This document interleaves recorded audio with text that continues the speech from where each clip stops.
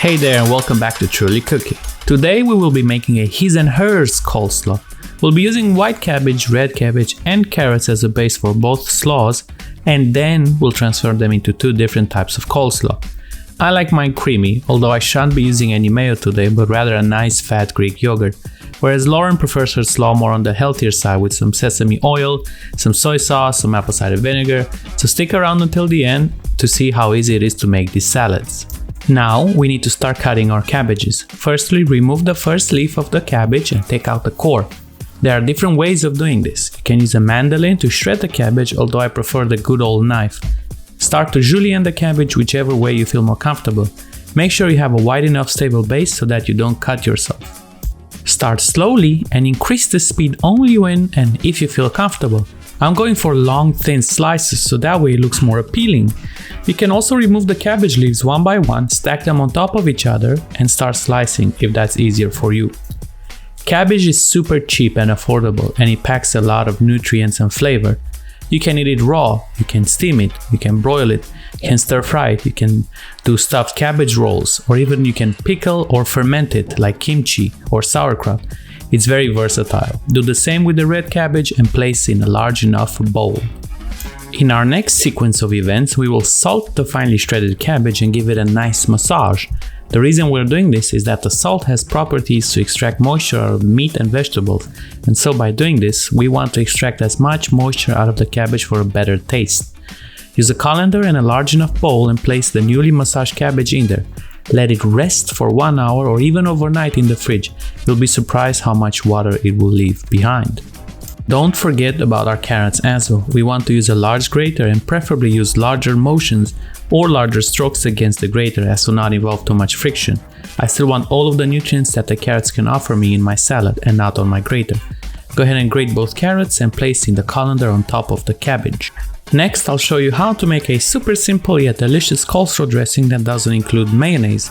I feel like we have been abusing mayo in our videos a lot, so I want to show you an alternative. Start whisking some fatty Greek yogurt with some salt, a bit of apple cider vinegar, some grainy Dijon mustard and the juice of half a lemon or lime and give it a nice whiskey business.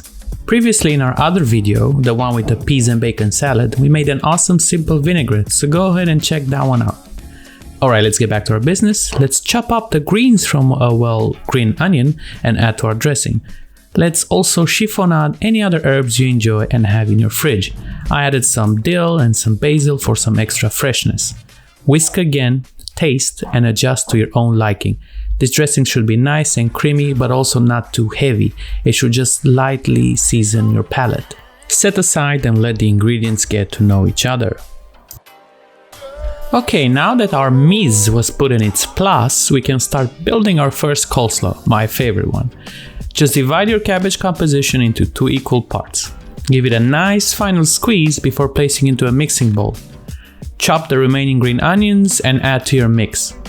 Give this cabbage mix a little bit of olive oil just to get it started, just to set things into motion.